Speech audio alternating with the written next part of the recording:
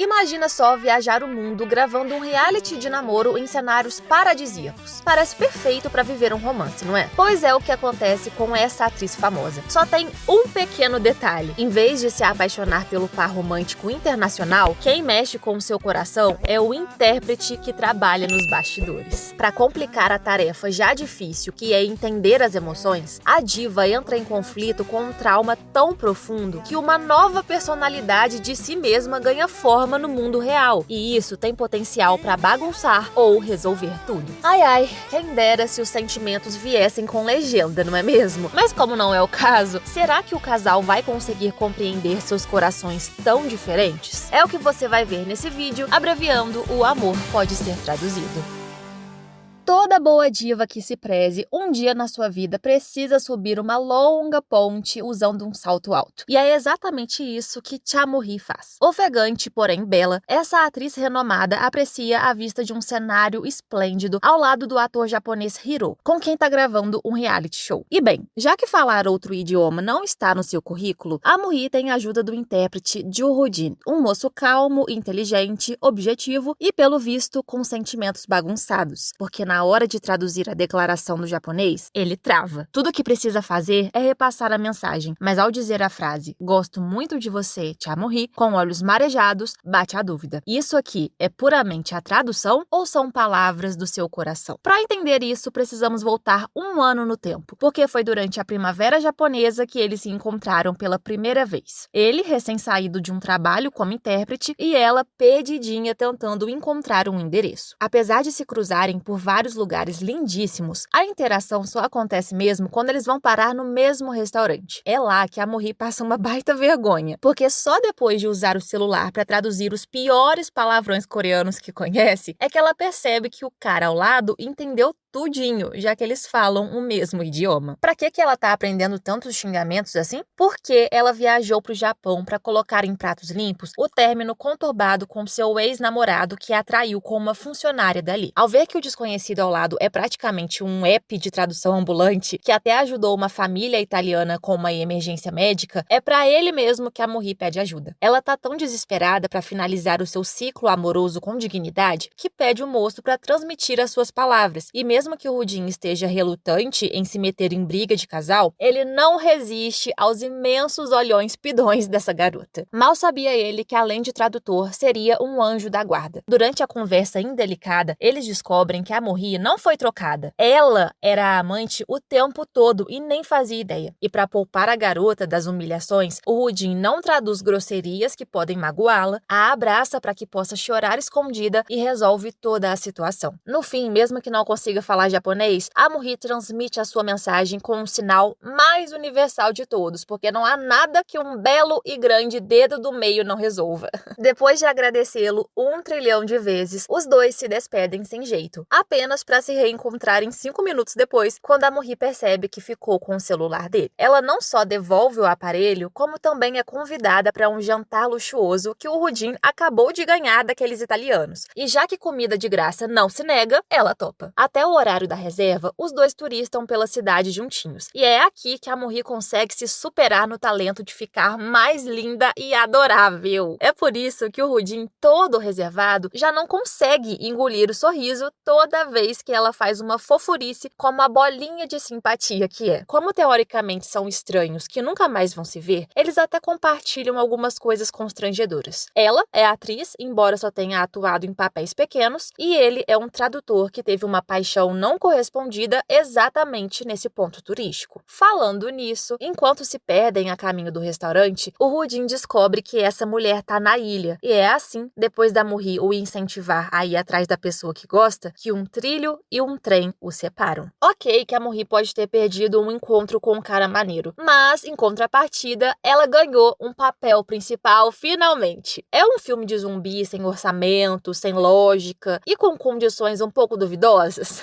Sim, mas a diva encara todo o perrengue que aparece, até uma cena perigosíssima sem dublê com equipamentos precários. A princípio dá tudo certo, até que no finalzinho os cabos de segurança se rompem e ela despenca do prédio. A última coisa que vê são fogos de artifício, e a primeira coisa que vê ao acordar não é o céu nem o paraíso, é a fama. Pois é, além da sorte de não ter morrido, durante os 6 meses que ficou em coma, o filme dela virou fenômeno mundial. A sua personagem, Dorami, se tornou sucesso absoluto, e agora ela precisa se acostumar com a drástica mudança de vida. De figurante a atriz aclamada que usa roupas de grife, dá entrevistas, faz ensaios fotográficos e é idolatrada por fãs que torciam pela sua recuperação. E dentre essas pessoinhas está o Joo-jin, que não a esqueceu. Também, não dá pra esquecê-la quando pessoas próximas a ele o reconhecem numa foto que a Morri postou no Instagram. E estar na postagem de uma celebridade para mais de 10 milhões de seguidores verem é o tipo de atenção que ele não gostaria de receber. É por isso que o Woo-jin resolve tentar conversar com a atriz. E a maneira mais fácil para isso é trabalhar como tradutor numa entrevista da Morri. Ter aquela voz grave e sedutora atrás de si deixa a moça surpresa, iluminada e derretida de tanta felicidade em revê-lo. E bem atacante, ela responde à jornalista que adoraria ter conhecido melhor aquele homem da foto, porque ele foi muito charmoso e gentil ao ajudá-la. E nossa, o clima parece perigosamente romântico quando eles trocam olhares, quando ele escuta a Morri elogiá-lo com a equipe, quando todo bobinho ele se encanta a assistindo num talk show e também quando empresta o seu cachecol numa noite fria. Mas na real, ele só fez isso tudo para pedir que ela apague aquela foto.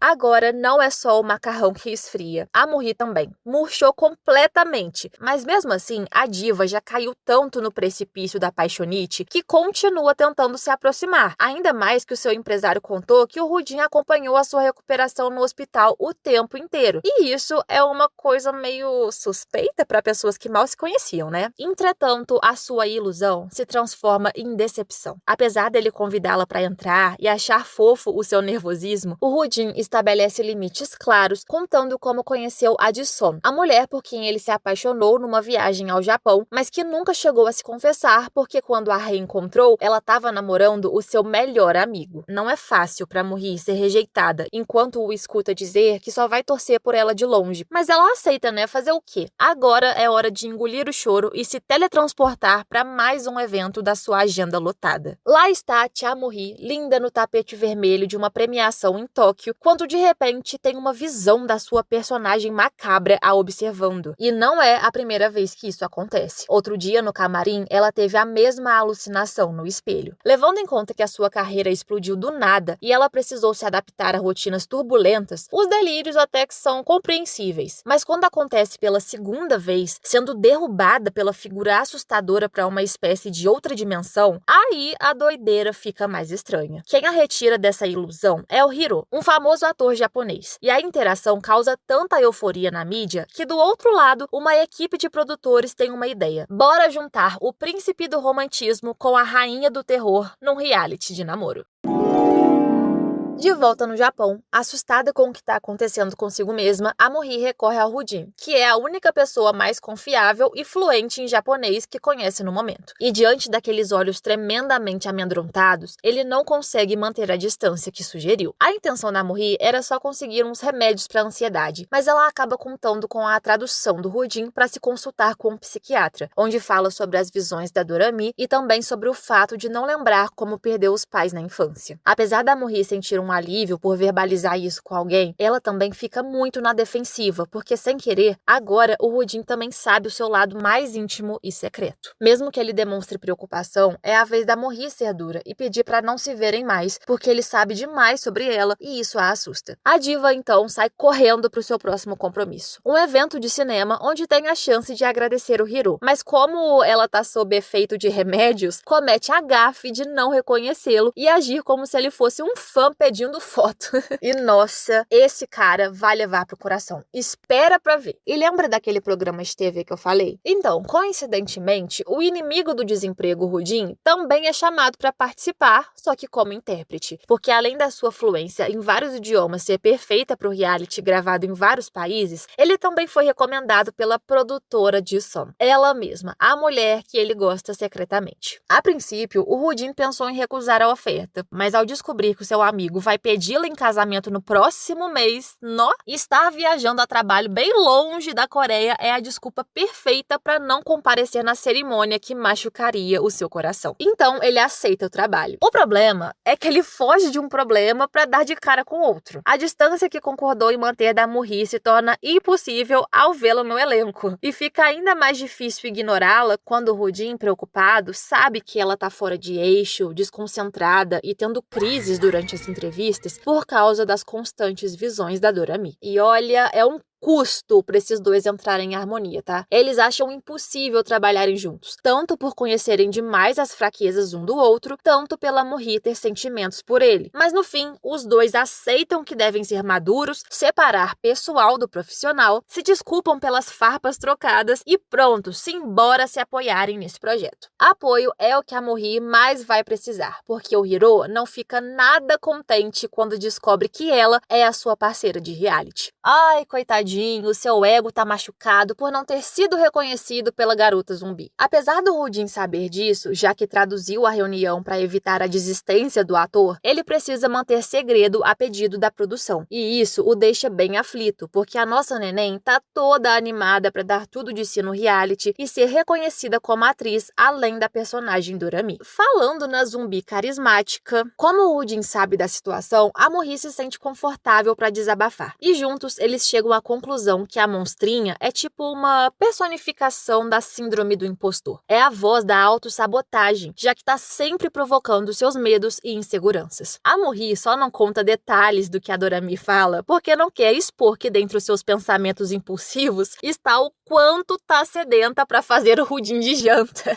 Sério, ela já tá com os 4 pneus arriados. Incrível. E olha, a Murri tem uma longa missão pela frente, tá? Porque além de vencer a negatividade da Dorami, também precisa vencer a babaquice do parceiro de cena. Porque o Hiro já começa as filmagens agindo que nem uma criança birrenta. Querendo fazer a Murri de boba, ele solta balões pra fazê-la correr até achá-lo, debocha do filme dela, reclama do presente que ela preparou e pra interromper a gravação, ele usa como desculpa o sumiço das suas lentes de contato. Gabaritou os requisitos de um grandíssimo ovo mole chato da peste. A sorte é que a Murri não tá sozinha nessa. Lá dos bastidores, o Rudin a ajudou a encontrar o cara no parque. Durante a tradução, amenizou as asneiras que ele disse e até arrumou ingressos para uma partida de hóquei para subornar o Dondoko a retomar as gravações. Entretanto, isso não é suficiente para evitar que ela junte os pontos. Ao ver o Hiro na cidade perfeitamente bem, ela entende que ele foi tosco de propósito. É aqui que a Dorami reaparece, incentivando que a Murri fique com raiva e tire satisfação. Mas para não manchar a sua imagem profissional, ela faz muito esforço e se controla. O único jeito de descontar a decepção é dando um soquinho no Rudin quando ele diz que já sabia da verdade. Mas a sua mágoa passa rapidinho assim que ele se desculpa e se dispõe a ajudá-la. Lembra daquele cara que jurou fazer o seu trabalho sem envolver as próprias emoções? Então, ele admite que ficou incomodado pelo jeito que ela foi tratada e por isso não quis traduzir as falas do Hiro. Lembra o cara que não traduz palavrões? Então, ele também concorda em quebrar a regra se a moça mais linda que o cenário quiser xingar aquele ator só uma vezinha.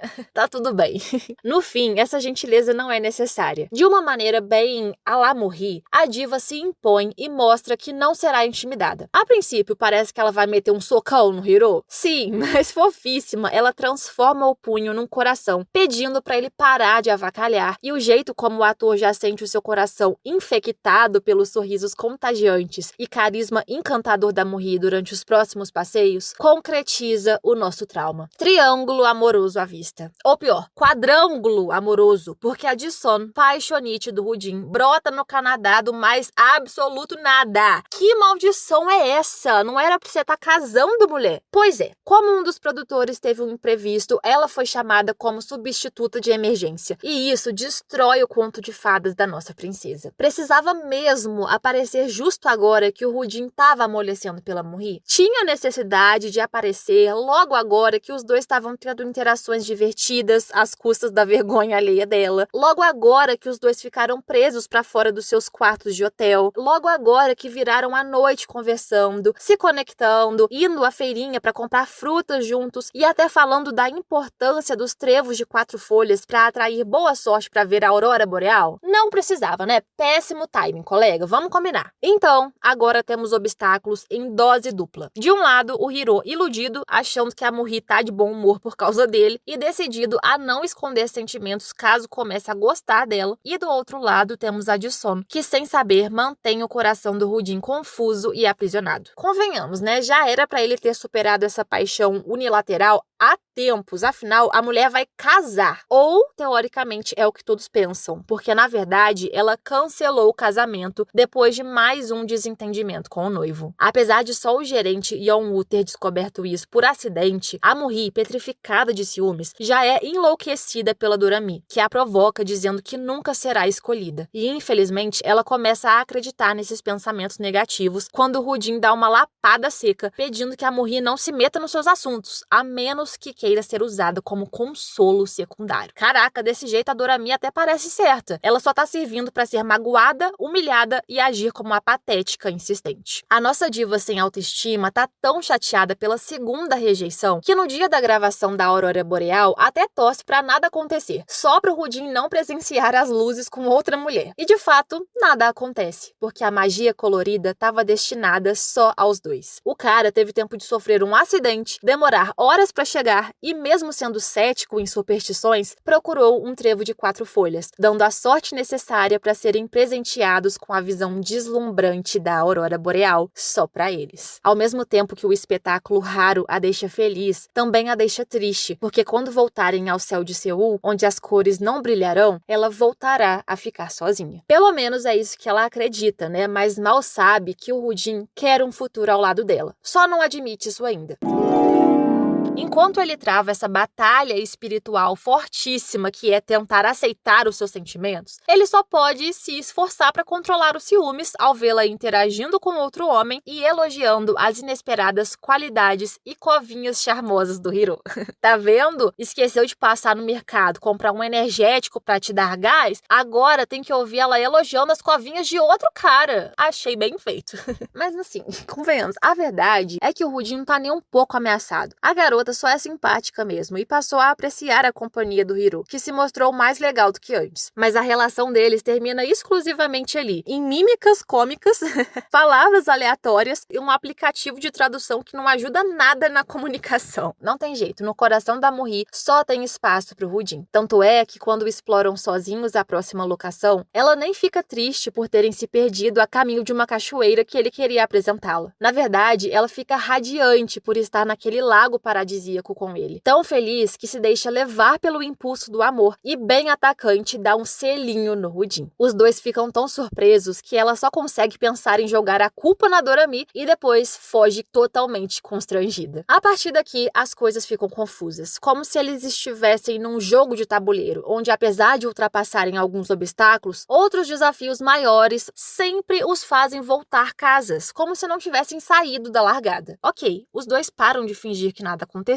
conversam na carona até o aeroporto, admitem que o beijo teve significado e escolhem até uma música só deles. E o Woo-jin promete que vai resolver o seu passado, mas todo esse avanço desanda por causa das barreiras da autossabotagem e falha de comunicação. Dorami, aquela diabinha que fica no ombro da Morri, continua apontando para baixo e a fazendo acreditar que nunca será amada. Por isso, a diva novamente comete o erro de meter os pés pelas mãos. Achando que não terá mais chances com o Rudin, agora que ele sabe que a Jisung tá solteira, a Morri ouve a voz negativa da Dorami e age na defensiva quando fala pro Rudin que cansou de ser patética e vai deixá-lo livre pra ficar com quem realmente ama. A ironia disso tudo é que ele acabou de dizer pra Jisung que começou a gostar de uma pessoa brilhante que iluminou as suas rachaduras. E é exatamente isso que me faz ficar com uma cara de trouxa enorme, porque mesmo declarando que queria ficar com ela, o Rudin concorda em se separarem, terminar uma relação que nem chegou a acontecer, porque odeia brincar com as emoções dos outros. Ai, cara! Pelo amor, era tão difícil assim ser objetivo e dispersar as inseguranças da Morri, ainda mais sabendo quanto ela é ansiosa. É tão fácil assim pros dois desistirem do que sentem? Desanimador entender esses corações apaixonados. Mas se eles acharam que dessa vez conseguiriam se afastar, acharam errado, porque o roteirista do destino os coloca juntos em todas as ocasiões possíveis. Dessa vez é num concerto de música clássica italiana, ela como convidada e ele como intérprete. Os seus olhares se atraem através da plateia, carregados daquele amor triste. E mesmo que o Rudin tente fugir, o seu tio escritor não deixa, agindo como cupido profissional, descaradamente.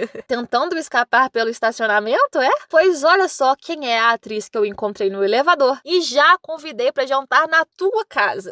É isso que o divo faz e ela, na maior cara de pau, aceita, apesar dos protestos silenciosos do Rudin. A Morri passou dias se culpando por ter estragado tudo. E é por isso que agora ela tá na casa do Rudin, escolhendo o que ele vai cozinhar e sentando à mesa como parte da família, porque essa talvez seja a única chance de amenizar o clima tenso e sutilmente pedir outra chance usando a comida como analogia. O problema é que ela encontra um Rudin bem poucas ideias, quase arrancando os cabelos para que ela vá embora, enquanto a Morri coleciona novos constrangimentos. Afinal, por que não roubar o disco da música deles sem saber que já era um presente para ela? Ai, coitada. Mesmo que o Rudin ache a Morri irresistivelmente fofa e encantadora passando vergonha, isso não o faz amolecer, porque ele tá muito confuso ainda. Não foi ela que o rejeitou? Então por que agora as ações dela demonstram o contrário? Ele sente como se não soubesse falar a língua da Morri. Por isso, continuam nesse chove não molha. Os dois estão demorando tanto nesse lenga-lenga que deu tempo de outro casal aleatório se formar antes deles. Jisung e Yeonwoo.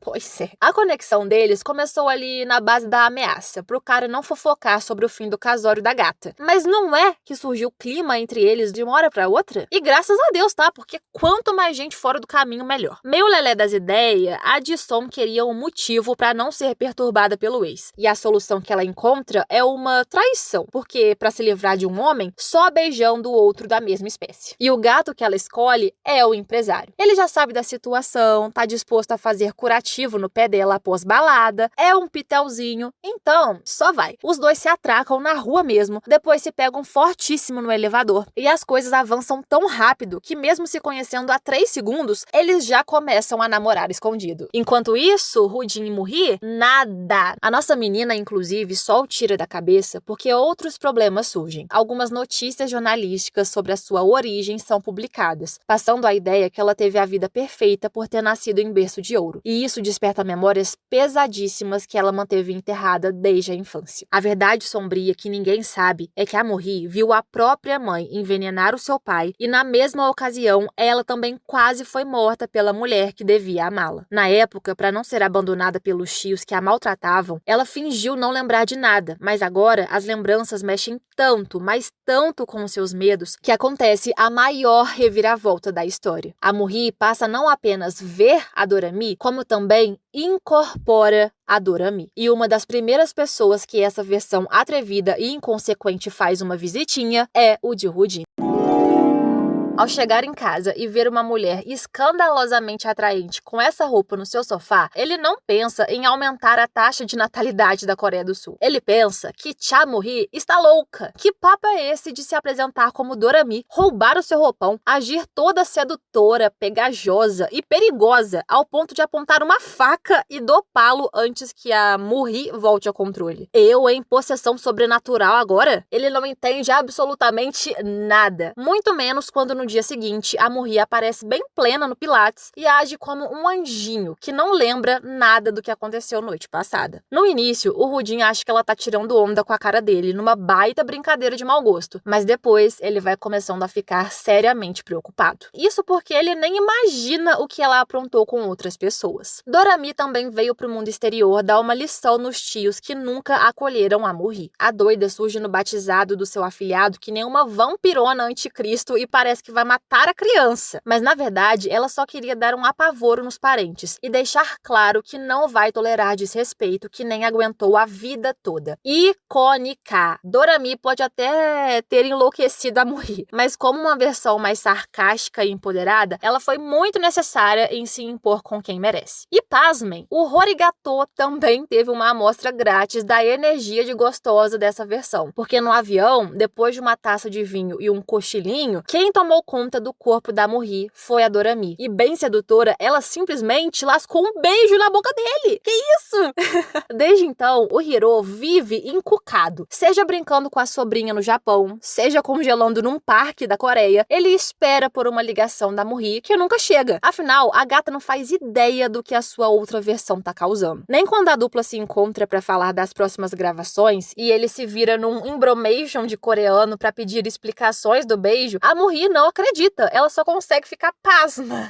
O Hiro fica todo triste com a reação dela, porque mesmo que já tenha entendido que a razão da felicidade dela é aquela vozinha no fone de ouvido, ele tinha esperanças de alguma coisa ter mudado. E coitado, o cara vai continuar com a cabeça bugada, porque quando a Murri volta do banheiro, já não é mais a mesma pessoa. Dorami tá de volta e com seus trejeitos sensuais, o puxa bem pertinho, sussurrando que vai esperá-lo na Itália. Boa sorte para esse homem não infartar até lá. A partir daqui, o modo Dorami é ativado com força. É a senhorita excêntrica que ocupa a posição, que viaja antecipadamente para a Itália, tira fotos com seu gelato e torra o cartão da Murri. Ela só não esperava que encontraria o Rudin. Pois é, apesar de ter prometido se demitir para se afastar da atriz, ele mudou de ideia ao perceber que a coisa é séria. Ele tem consciência que a Murri tá passando por um transtorno de personalidade e deve estar sofrendo pra caramba com um trauma profundamente enraizado para estar fugindo da realidade desse jeito. E é por isso que ele tá ali, para trabalhar na próxima parte do reality e principalmente para ficar de olho na maluquinha. Ok que um psiquiatra seria muito melhor e ideal, mas como aquele último médico não a encaminhou para terapia urgentemente, é o Rudin quem faz o bico de psicólogo, de babá, de consultor financeiro, de ouvinte e protetor, porque tá preocupado com a saúde mental dela. E dá trabalho, viu? Meu Deus, exige muita paciência cuidar de uma figura folclórica, porque ela praticamente se tornou uma versão feminina do lobisomem. De dia, bela, recatada e inocente, de noite, uma loba.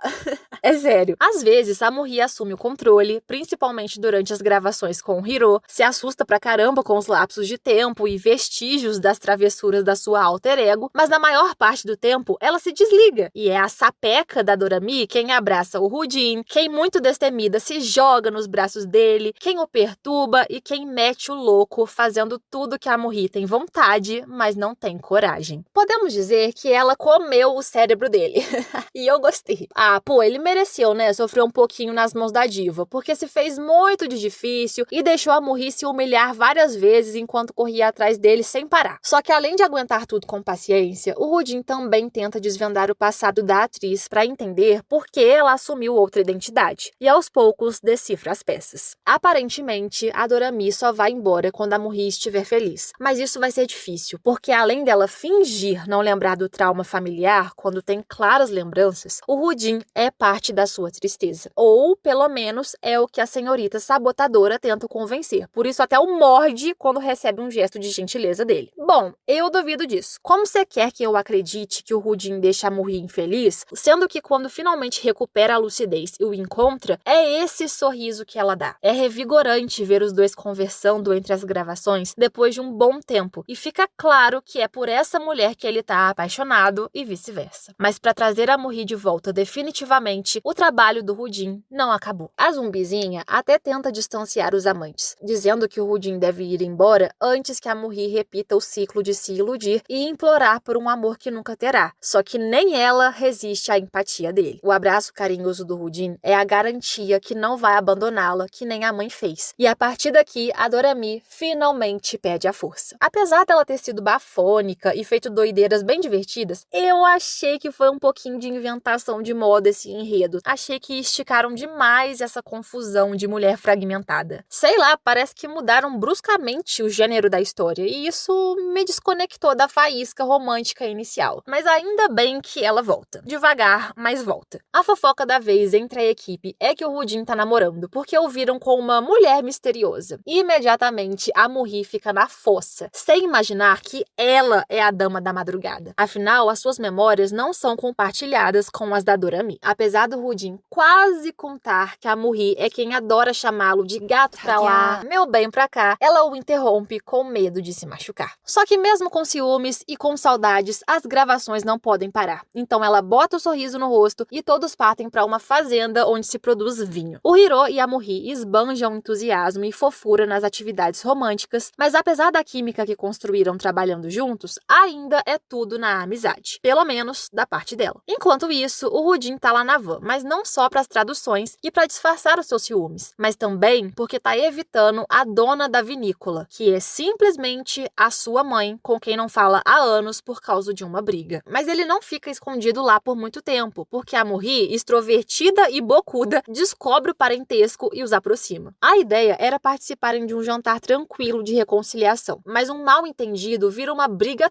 tosca entre o Rudin e o noivo da mãe. Ai, um negócio tão dispensável que eu nem vou entrar em detalhes. O importante é, no fim, graças a Murri, tudo é resolvido. Mãe e filho se acertam e o casal quase segue o mesmo caminho, já que estão ali no quentinho da sala, o Rudin cuidando do machucado da sua salvadora, ela se afogando no olhar dele, mas o clima é quebrado para variar. O mesmo acontece na festa de casamento. Ele se derrete com um sorriso radiante dela, mas daí, bem burro, cai no erro de dar ouvido às asneiras da Dorami. Cara, você já não tinha entendido que esse papo de se afastar é puro boicote? Isso não entra na minha cabeça. A tensão é insana quando eles ficam a sós para se despedir, já que as gravações terminam no dia seguinte, e mesmo que o Rudin use palavras suaves para desejar a felicidade da Murri e que os seus olhos gritem que deseja amá-la como ela merece, fica por isso mesmo. Nossa senhora, que casal complicado, viu? E bom, já que o Rudin não tomou atitude, ele recebe um castigo: traduzir a declaração de amor de outro homem para a mulher que gosta. Porque chegamos na cena do castelo onde o Hiro se confessa para Murri. Ela fica super triste porque dói ouvir palavras tão significativas na voz do cara que ama, mas que na teoria não refletem os sentimentos dele. E antes que comece a chorar, a Murri responde em inglês que também gostou do Hiro, só que fica subentendido, né, que gostou dele só como uma amiga. Apesar de ter sido rejeitado, o Hiro se mostra muito mais fofo do que eu imaginei. Ele leva a Murri para a ópera final e, ao vê-la abatida e distante, oferece apoio. Acontece que um dos produtores a enviou um vídeo do Rudin chorando nos bastidores. E agora, percebendo como os dois se amam, o Hiro engole a própria dor para incentivá-la a ir atrás dele. Antes disso, a Murri visita o próprio subconsciente e entende que precisa esquecer os traumas para recuperar o que importa. É assim que as memórias com o Rudin ganham cor e, graças a Deus, antes que eu precise gastar a poupança que eu tô guardando para ver o show do BTS, para comprar uma passagem para Itália e juntar esse casal à força, ele corre até ela. Ao ouvi-la admitir que lembrou de tudo, o Rudin abandona suas declarações metafóricas sobre auroras boreais e traduz o seu amor do jeito mais universal possível, com um beijo apaixonado que fala mais que 1000 palavras. E que barbaridade de cinematografia linda foi essa, hein? Parabéns! E olha que essa nem é a maior perfeição desses dois.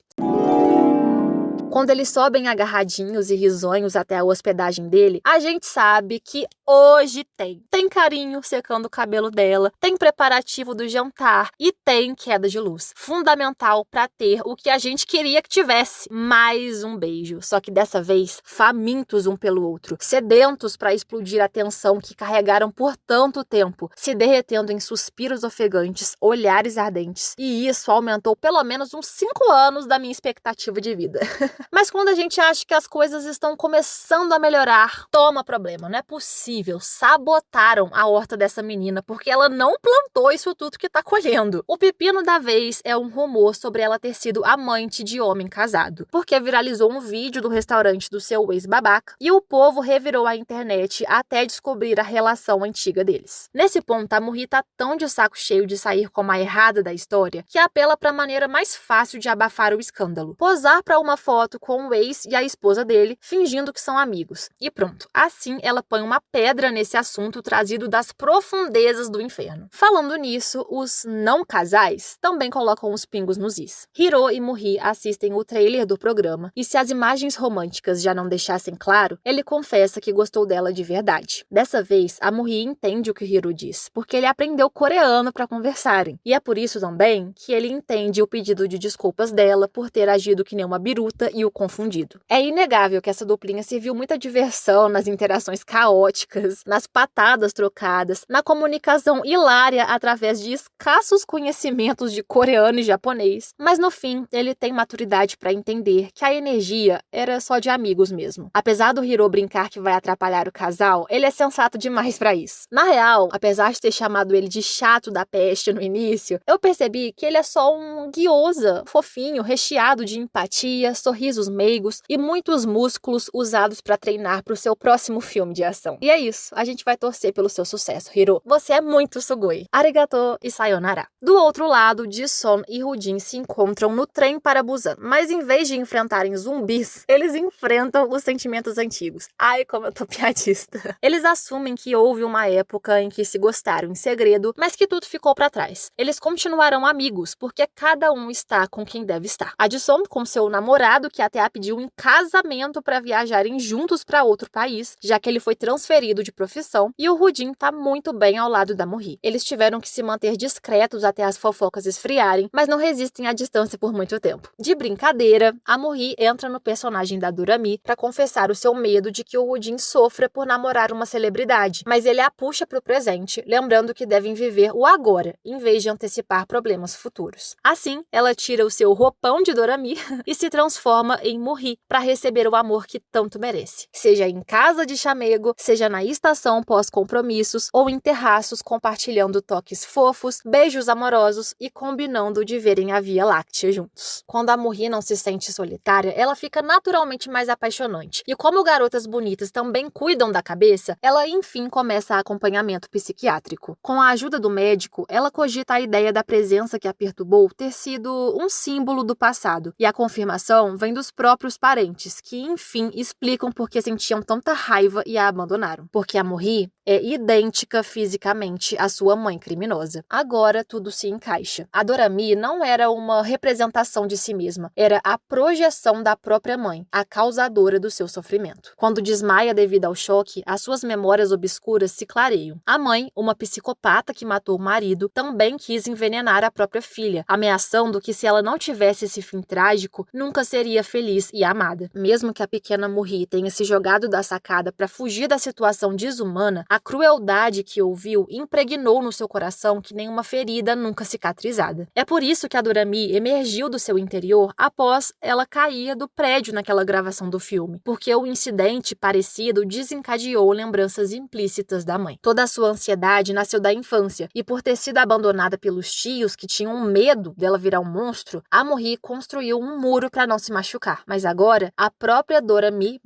sua mãe, pede para ela superar tudo que a trancafiou ali, porque só assim conseguirá ser feliz. Quando acorda no hospital, é um alívio ver que o Rudin não se deixou abalar pelo tio dela, que teve a pachorra de tentar separá-los. Mas se você pensou que poderia dar uma folga a todas as células cerebrais que gastou para entender essa história, calma que tem mais bomba. O Rudin conta que os pais da Murri estão vivos. O pai morto, na verdade, nem era pai e nem morreu. Era um outro tio que foi socorrido pelos paramédicos. E a mãe dela tá por aí, em algum lugar do mundo. Mesmo devastada por descobrir que a sua vida inteira foi uma mentira, a Murri toma uma decisão maluca: visitar o pai biológico no exterior e procurar a mãe, porque só assim conseguiria encerrar esse tormento. Agora me diz em que universo faz sentido ir sozinha atrás de uma assassina assassina que não tá presa num lugar desconhecido. Ai, ai, as adoráveis reviravoltas desnecessárias dos K-dramas. Ah, e pra essa viagem acontecer, o casal termina o namoro, ok? Porque quando a Morri voltar, será uma nova pessoa, mais saudável mentalmente, pronta pra recomeçar do jeito certo. Eu só não entendi pra que socaram todas essas revelações pra no final não dar desfecho nenhum. Ah, e aí? Achou a mãe? Como é que foi lá? Quem quiser saber, que descubra sozinho, porque não nos avisaram. A gente só sabe que após meses sem notícia, a Morri volta à Coreia e encontra o Rudin no observatório combinado. Com a ajuda do app de tradução, ela diz que sentiu saudades nos idiomas que ele é fluente, deixando claro o quanto o ama em coreano, em inglês, japonês e italiano. E para não restar dúvidas de que sente o mesmo, o Rudin responde na língua universal. Um beijo puro, transbordando carinho, enquanto as estrelas iluminam o tão demorado final feliz que merecem. Ai, ai, como traduzir esse drama, hein? Eu achei sensível, retrata com sutileza os transtornos da protagonista e mostra a dificuldade de compreender o outro. Mesmo falando a mesma língua, nem sempre a gente consegue se expressar, e cabe a nós ouvir o que as palavras não dizem, que nem a Dorami foi a intérprete que ajudou o Rudin a entender a Morri. Apesar da ideia ter sido coerente, eu achei que o clima da história mudou bastante. O que não é ruim, só foi diferente do que o começo prometeu. E isso, não vou negar, esfriou um pouco da minha animação. Então, traduzindo, could be better. Eu sigo no aguardo do drama de 2026 que vai me arrebatar, pra eu comemorar o meu aniversário de 10 anos de Dorameira do jeito certo. Até o próximo vídeo e tchau!